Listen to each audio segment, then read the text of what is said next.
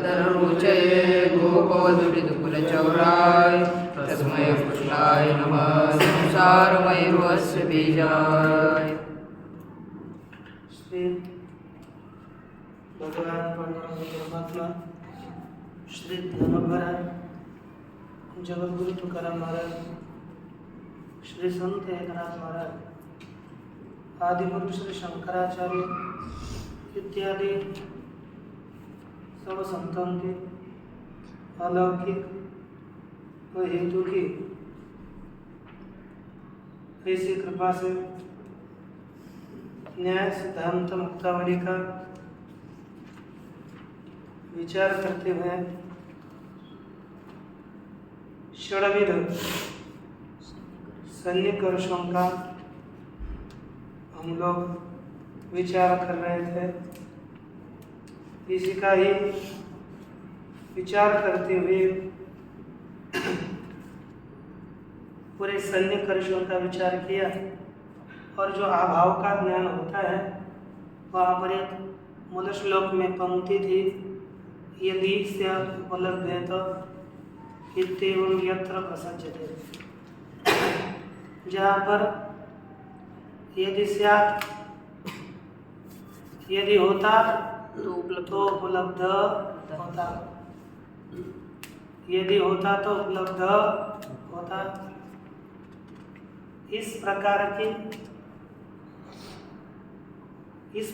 का आरोप जहाँ पर किया जाता है, यदि स्यात् उपलभ्येत, यदि हो तो उपलब्ध हो, इस प्रकार का आरोप जहाँ पर किया जाता है वहाँ पर ही अभाव का ज्ञान होता है। यदि हो, यदि घट है तो उपलब्ध होना चाहिए, ऐसा जहाँ आरोप नहीं हो सकता वहाँ पर अभाव का ज्ञान नहीं होगा, ये ध्यान दे रहे हैं। देखो, यदि स्यात् उपलभ्येत इति, यहाँ से आगे अत्र अभाव प्रत्यक्ष, यहाँ अभाव के प्रत्यक्ष में योग्यानुपलब्धि कारण। कौन सी अनुपलब्धि? योग्य की अनुपलब्धि। यदि योग्य है, जैसे कक्ष में प्रकाश है, प्रकृष्ट प्रकाश में घट उपलब्ध होने योग्य है लेकिन उपलब्ध नहीं होता। प्रकृष्ट प्रकाश में उपलब्ध होने योग्य घट है लेकिन उपलब्ध नहीं हो रहा, अर्थात वहाँ पर घट का अभाव है। क्या है? घट का अभाव है। तथा ही उदाहरण, तथा ही भूतलादौ घटादि ज्ञाने जाते घटाभावादिकं न ज्ञायते। तथा ही उसी प्रकार क्या लिखा? भूतलादौ, भूतल इत्यादि में, किसमें? भूतल इत्यादि में घटादि ज्ञाने जाते। किसका ज्ञान होने पर? घटादियों का ज्ञान होने पर। घटादियों का ज्ञान होने पर। भूतल में हमने घट देखा, भूतल में घट का ज्ञान हुआ तो वहाँ पर घट का अभाव है, ऐसा ज्ञान होगा क्या? जिस भूतल में घट का ज्ञान हो रहा है उसी भूतल में घट के अभाव का ज्ञान नहीं होता। क्या होता है? नहीं होता, जो होता है नहीं होता। जहाँ पर घट है वहाँ पर घट के अभाव का ज्ञान नहीं होगा। तेन अभावोपलम्भे प्रतियोगी उपलम्भाभाव कारण। तेना, तेना माने उसके कारण, किसके? अभाव उपलब्धि, उपलब्धार्थात ज्ञान, अभाव के उपलब्धि में, है ना, उपलब्धि में अर्थात अभाव के ज्ञान में। क्या कारण है? कहा कि उपलम प्रतियोगी उपलम्भा भाव। जैसे ये घटा भाव, इस यहाँ पर घटा भाव है, भूतल में घटा भाव है। इस ज्ञान का कारण क्या है? तो कहा प्रतियोगी। प्रतियोगी कौन? घट।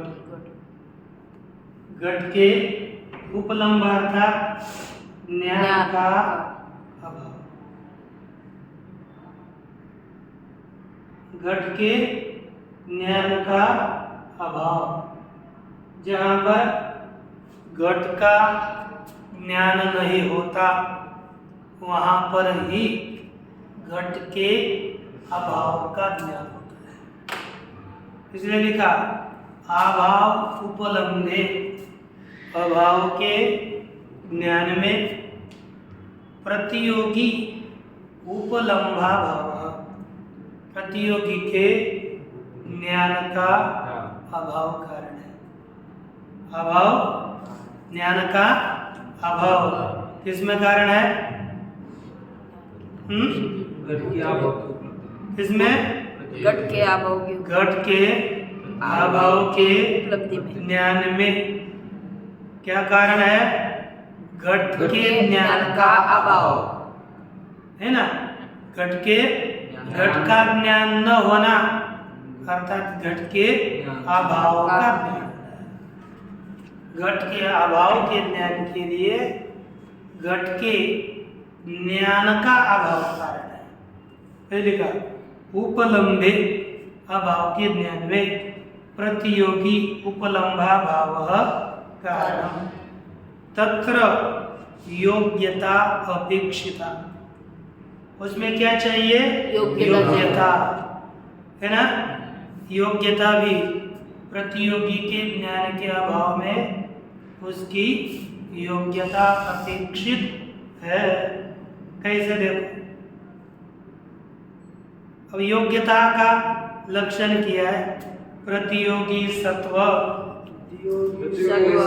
प्रतियोगी सत्व, प्रतियोगी सत्व, लिखा ना साच, प्रतियोगी सत्व, प्रतियोगी सत्व, प्रसंजन, प्रसंजन, प्रसंजित, प्रसंजित, प्रतियोगी कत्वरूपा, प्रतियोगी कत्वरूपा, प्रतियोगी सत्व प्रसंजन, प्रतियोगी सत्व प्रसंजन, प्रसंजित, प्रसंजित, प्रतियोगी सत्व प्रसंजन प्रसंजित, प्रतियोगी सत्व प्रसंजन प्रसंजित, प्रतियोगी कत्वरूपा, प्रतियोगी कत्वरूपा, प्रतियोगी सत्व प्रसंजन प्रसंजित, प्रतियोगी कत्वरूपा, प्रतियोगी सत्व प्रसंजन प्रसंजित, प्रतियोगी कत्वरूपा, प्रतियोगी सत्व प्रसंजन प्रसंजित, प्रतियोगी कत्वरूपा, प्रतियोगी सत्व प्रसंजन प्रसंजित, प्रतियोगी कत्वरूपा, प्रतियोगी सत्व प्रसंजन प्रसंजित, प्रतियोगी कत्वरूपा, प्रतियोगी सत्व प्रसंजन प्रसंजित, प्रतियोगी कत्वरूपा। देखो ये क्या बताए? प्रतियोगी सत्व प्रसंजन प्रसंजित, प्रसंजित, प्रतियोगी, प्रतियोगी कत्व, यही योग्यता है। अब इसका अर्थ हमें समझना है तो आगे समझ लेते हैं। लिखा है तदर्थश्च, उसका अर्थ है मूल। देखो प्रतियोगिनः, प्रतियोगी कौन है? यस्य अभावः प्रतियोगी, तो प्रतियोग है घट, प्रतियोगी जो घटादि,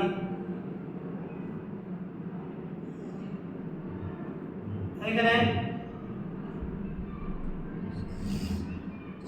प्रतियोगिनः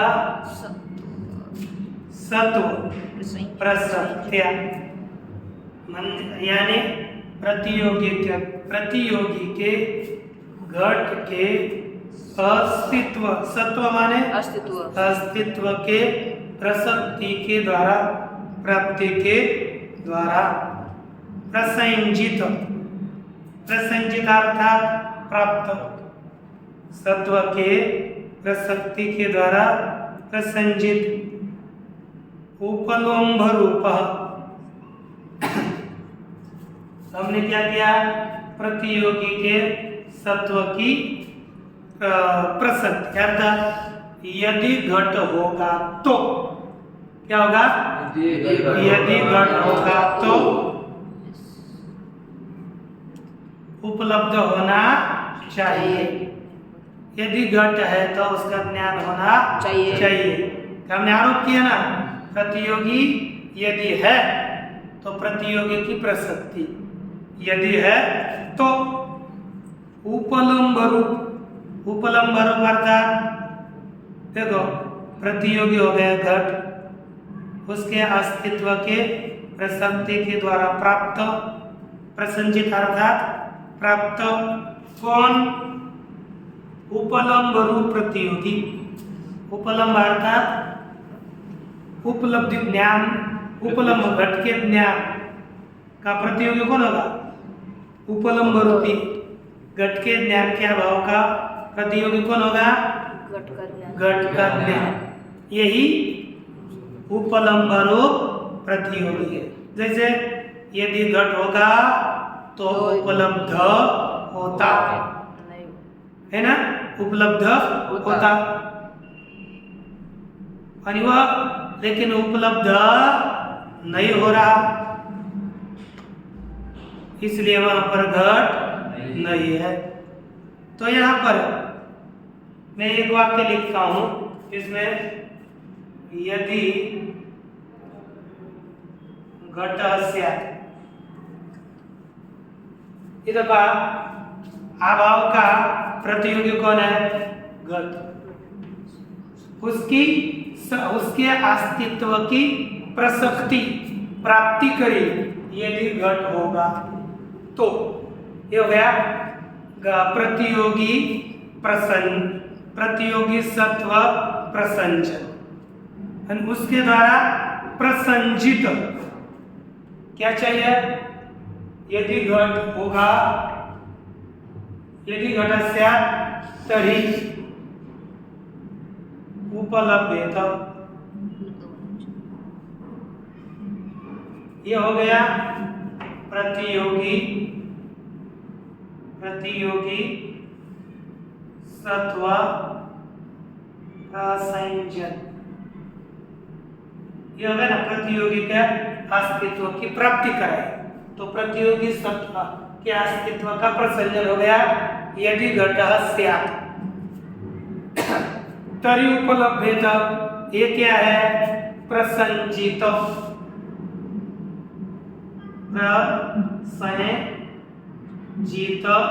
प्रतियोगी। प्रसंजित प्रतियोगी क्या होगा? तर्हि उपलब्ध होना चाहिए, तो उपलब्ध होना चाहिए। ये प्रतियोगी प्रसंजित हो गया ना, प्राप्त हो गया ना, प्रसंजित प्रतियोगी। कौन सा प्रतियोगी? लेकिन ज्ञान, तो उपलब्ध होना, ज्ञान होना चाहिए। और अब ज्ञान प्रतियोगी प्रसंजन प्रसंजित प्रतियोगी कौन है? ज्ञान। किसका? घटक ज्ञान। तो घटक ज्ञान होना चाहिए, यही बोल रहे हैं ना, घटक ज्ञान होना चाहिए। और वह प्रतियोगी किसका है? अभाव का। लेकिन ज्ञान नहीं होता, परंतु न भवति, न उपलभ्यते, न उपलभ्यते, ये अभाव है ज्ञान का। क्या प्रतियोगी हो गया? ज्ञान। उसका अभाव क्या हो गया? उपलब्ध नहीं होता, ज्ञाना भाव। तो प्रतियोगी को कौन हो गया? अभाव। और प्रतियोगिकता किस में रहेगी? अभाव। किसके अभाव में पता है? घट ज्ञान ज्ञानाभाव, घट के ज्ञान के अभाव में क्या रहती है? प्रतियोगी हो गया ज्ञान और प्रतियोगी हो गया, प्रतियोगी है जिसका समझ करके होता है ना, प्रसंजितः प्रतियोगी यस्य अभावस्य स अभावः प्रसंजित प्रतियोगी कह, और प्रतियोगिकता रहेगी अभाव में। यही योग्यता है। एक एक सरल समझ लीजिए, जहां पर हम ऐसा प्रयोग कर सकेंगे, यदि होगा तो उपलब्ध होगा, यदि घट होगा तो ज्ञान होना चाहिए। जहां पर ऐसे बोल सकेंगे और वहां घट उपलब्ध नहीं हो रहा हो तो वहां पर घट का अभाव है। ये ध्यान दीजिए, इसी को यहाँ पर इनके शब्दों में लिखा है। प्रतियोगी का, प्रतियोगी के अस्तित्व की प्राप्ति, अर्थात यदि घट होगा तो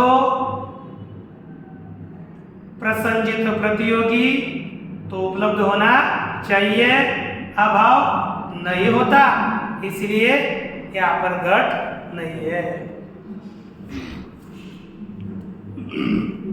तदर्थश्च प्रतियोगिनः घटादे, प्रतियोगी घट इत्यादि के सत्व प्रसक्त्या, सत्व के अस्तित्व के प्राप्ति के द्वारा, अर्थात आरोप के द्वारा, प्रसंजित प्राप्त कराया गया, अर्थात आरोप किया गया। तो ये सब देखो, ये टीका में लिखा है, देखो नीचे पंक्ति, यस्य अभावस्य प्रत्यक्ष कर्तव्य सह, है ना, घटादि प्रतियोगी घटादि, अंतिम पंक्ति कुछ नहीं, है ना। जिस अभाव को हमें जानना है, जिसके अभाव को जानना है वह घटादि हो गए प्रतियोगी। तस्य सत्व प्रसक्त्या, उस घटादियों के सत्तायाः, सत्तायाः आरोपेण, सत्ता के आरोप के द्वारा, प्रसक्ति माने आरोप, कैसा? यदि घटस्य, ये आरोप हो गया तो क्या होगा? उसके द्वारा प्रसंजित, आरोपित कौन हो गया? तरी उपलब्धे, तो उपलब्ध होना चाहिए। वह देखो, इति आरोप विषयीकृत, इस प्रकार आरोप का विषय किया हुआ कौन? उपलम्ब रूप प्रत्यक्ष ज्ञानात्मक प्रतियोगी, कौन? ज्ञान, तो ज्ञान होना चाहिए, है कि नहीं? और वही प्रतियोगी जिस अभाव का स यस्य उपालंबाभावस्य तत्वम, है ना, तो प्रसंजित प्रतियोगी यस्य अभावस्य स अभावः प्रसंजित प्रतियोगी कह अभाव, तस्य भावः प्रसंजित प्रतियोगी कहता। यार यही योग्यता है, यानी जहाँ पर हम बोल सकेंगे यदि घट है तो उपलब्ध होना चाहिए, वहाँ पर ही योग्यता है, समझो, अन्य जगह पर योग्यता नहीं। जैसे अंधेरा है, अंधेरे में हम कह नहीं सकते यदि घट होगा तो उपलब्ध होना चाहिए, अंधेरे में घट होने पर भी नहीं दिखेगा, यदि होगा तो उपलब्ध होना चाहिए, कैसे प्रयोग करेंगे, है कि नहीं? और घट है और आगे प्रकाश में रखा है, यदि घट होगा तो उपलब्ध होना चाहिए, ऐसे बोल सकेंगे? धड़ उपलब्ध, धड़ल्ले उपलब्ध हो रहा है, उसका ज्ञान हो रहा है, तो वहाँ भी यदि होगा तो उपलब्ध होगा, यदि होगा तो उपलब्ध होगा। कब बोल सकेंगे? यदि आगे कोई नहीं है तभी हम बोल सकेंगे कि यदि घट होगा तो उपलब्ध होगा।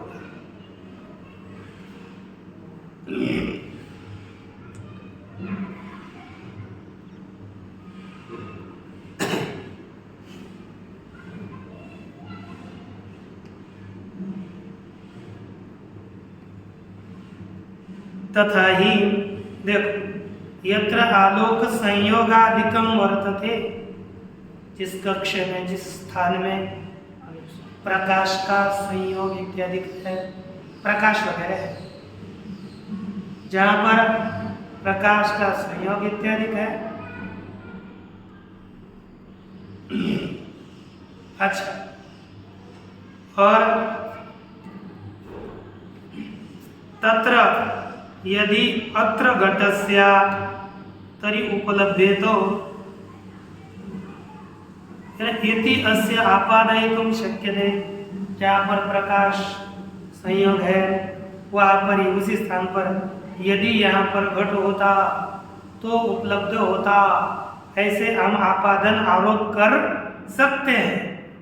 तत्र घटाभावादि प्रत्यक्षम भवति, और जहाँ प्रकाश है और जहाँ घट नहीं है वस्तुतः, वह हम कह सकेंगे यदि घट होता तो उपलब्ध होता। ऐसे स्थानों पर ही घटाभाव का प्रत्यक्ष होता है, अन्य जगह पर घटाभाव का प्रत्यक्ष नहीं होगा। ऐसे ही स्थानों पर घटाभाव का प्रत्यक्ष होगा। अंधकारे तो न आपादयितुं शक्यते, लेकिन अंधकार में, अंधकार है, अंधकार में यह कह सकते हैं क्या कि यहाँ घट होगा तो उपलब्ध होता? अंधकार में यह कहने से कोई लाभ नहीं है, क्योंकि अंधेरे में है, घट होगा तो भी पता नहीं चलेगा, इसलिए घट होगा तो उपलब्ध होता है, यह अंधकार में नहीं कह सकते। देखा, अंधकारे तु आपादयितुं न शक्यते तेन घटाभावादेः अंधकारे न चाक्षुष प्रत्यक्षम।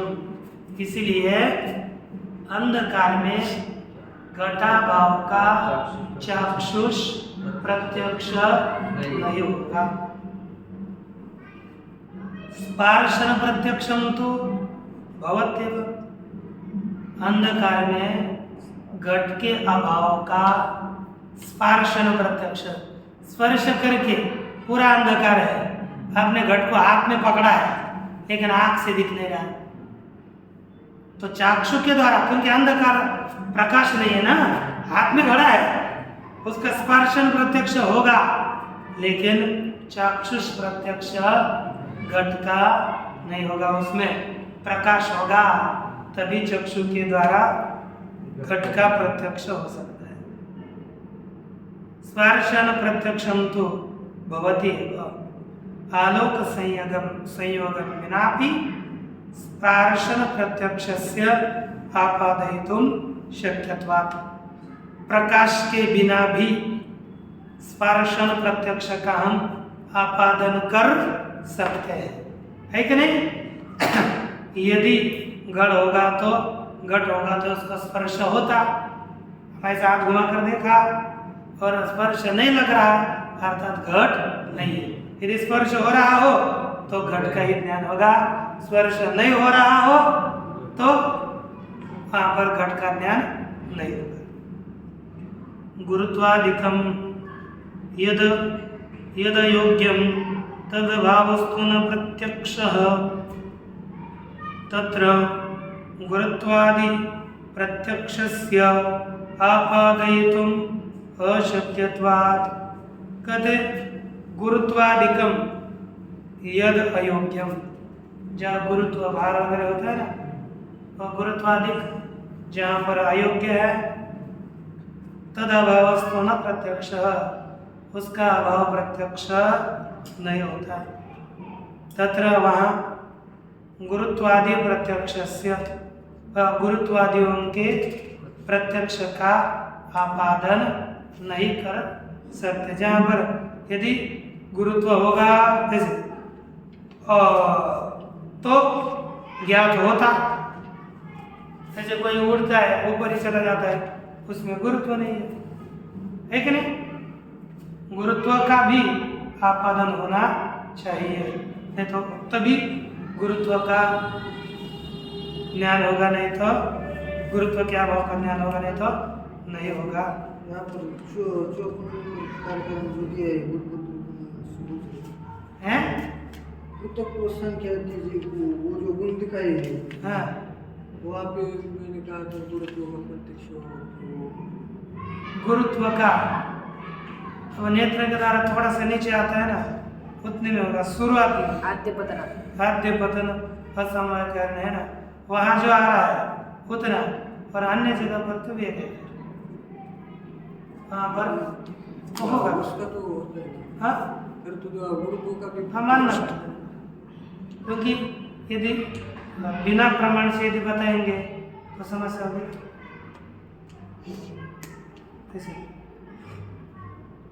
तो गुरुत्वादि प्रत्यक्षस्य आपादयितुम अशक्यत्वात्। देखो गुरुत्वादिकम यद अयोग्य, गुरुत्वादि क्या है? अयोग्य है।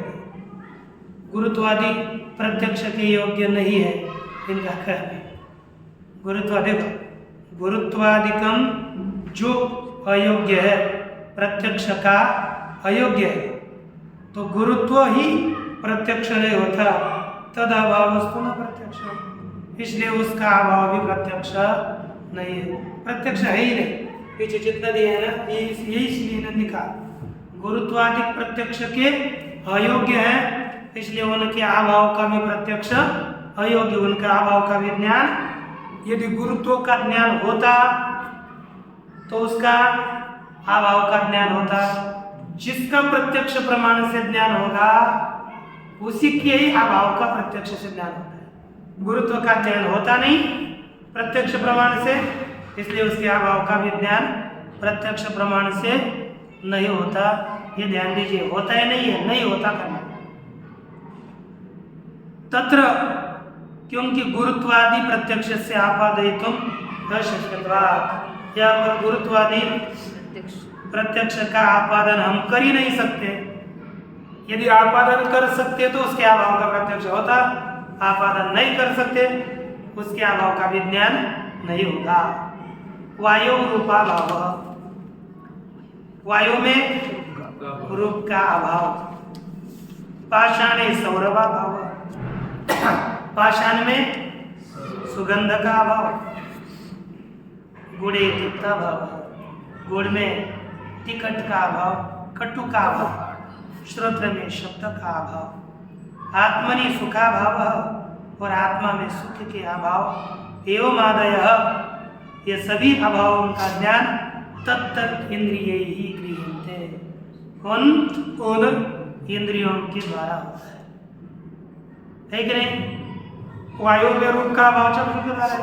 यदि वायु में रूप होता तो दिखता, नहीं दिख रहा अर्थात रूप नहीं है कि नहीं?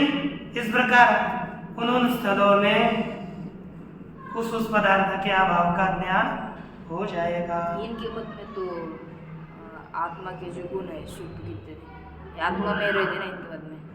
आत्मा ने सुखा भाव। देखो जब दुख होता है तब आत्मा में क्या है? सुखा भाव है ना, तो उस समय सुख क्या भाव का ज्ञान होता है कि नहीं? उस समय होता है। हम वही तो अभाव का ज्ञान होना है ना, लेकिन वो आत्यंतिक अभाव नहीं होगा। आत्यंतिक आत्यंतिक का क्या है? उसमें कोई लेना देना, इनका क्या है? अभाव कौन सा है?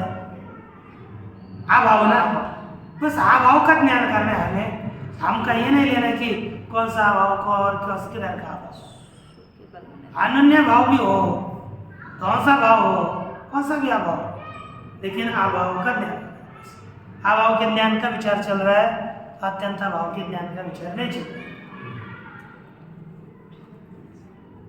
है कि नहीं? वह तत्त प्रत्यक्ष से आपादयितुम शक्यत्वात्। यदि ये कोई दुखी है, यदि इसके सुखी होता, सुख होता तो उसका ज्ञान होता, नहीं हो रहा अर्थात दुखी। ये कर आपादन हम कर सकते हैं। यहाँ पर संसर्गाभाव प्रत्यक्ष प्रतियोगिन योग्यता कारण। संसर्गाभाव अर्थात कौन कौन से है? दोषा भाव, अन्यन्या भाव और आद्यंता भाव। ये कौन से तीन अभाव? संसर्गाभाव है। और उसमें कारण क्या है? प्रतियोगी न योग्यता। प्रतियोगी जिसके अभाव को हमें समझना है, उस प्रतियोगी का, वो प्रतियोगी का ज्ञान होना चाहिए, वो तो योग्य होना चाहिए। यदि देखो आप बोलोगे यहाँ पर भूत का अभाव है।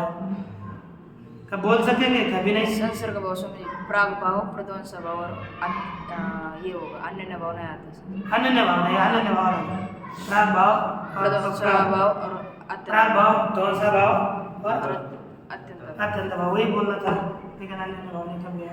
आगे देख कर ली तो देखो, जहाँ अप्रतियोगी पिशाच योग्य है क्या? दिखता है किसी को? नहीं।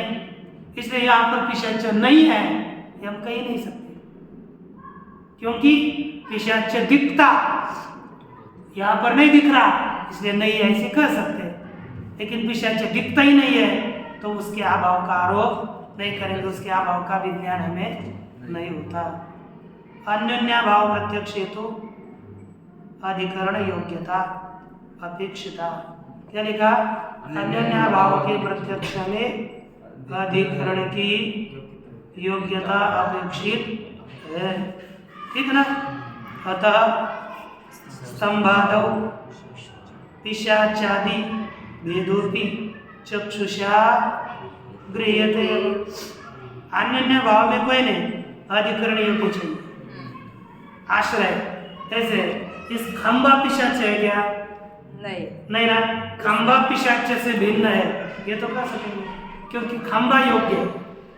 पहले तीन अभावों के प्रत्यक्ष के लिए प्रतियोगी पिशाच योग्य होना चाहिए, लेकिन अन्य भाव के लिए अधिकरण जिसको हम भिन्न समझते हैं वह योग्य होना चाहिए।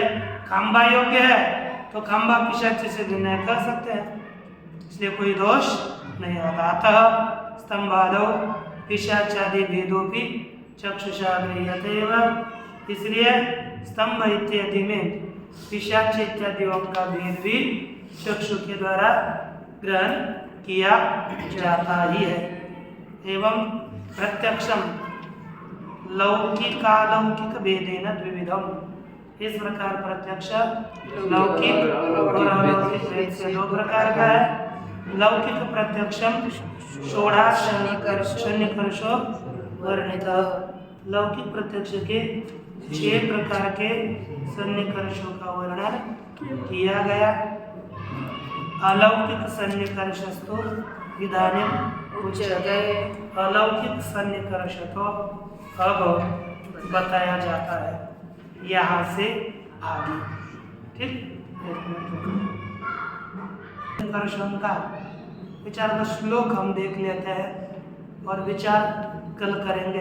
तो देखिए, और ये श्लोक तुरंत बताया ना, यहाँ से आगे कंठस्थ, बिल्कुल ऐसा नहीं करता।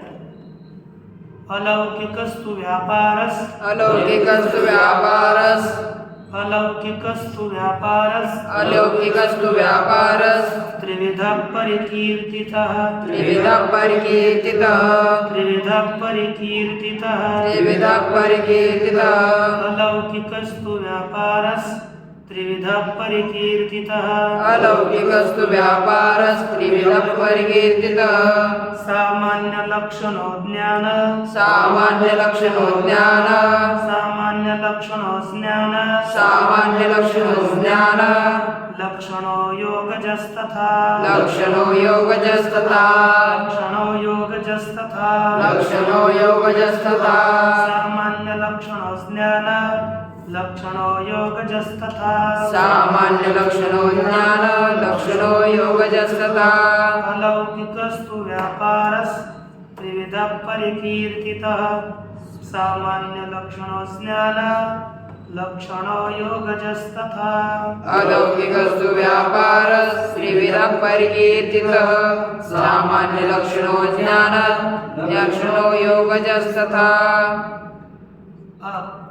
तू अन्वय ध्यान दीजिए, अब देखिए कुछ भी करिए। तू अलौकिक व्यापारः त्रिविधः परिकीर्तितः। सरल है। सामान्य लक्षणः, ज्ञान लक्षणः तथा योगजः। अर्थ क्या हो गया? परंतु का अर्थ, परंतु यहाँ से जितना है वो तो ध्यान में रखना है। तो का अर्थ क्या हो गया? परंतु। अलौकिक का अर्थ क्या हो गया? अलौकिक। व्यापारः व्यापार, व्यापार सन्निकर्ष। त्रिविधः परिकीर्तितः अर्थात 3 प्रकार का बताया गया है। ठीक, कौन कौन? सामान्य लक्षण, दूसरा ज्ञान लक्षण, तीसरा तथा योगज, योगज। उसी प्रकार योगज। योगज। इस प्रकार के इसके भेद होते हैं। इसके बाद के विचार को हम टीका को देखेंगे कल अच्छी तरह से। ओम पूर्णमदः पूर्णमिदं पूर्णस्य पूर्णमादाय पूर्णमेवावशिष्यते। ओम शांति शांति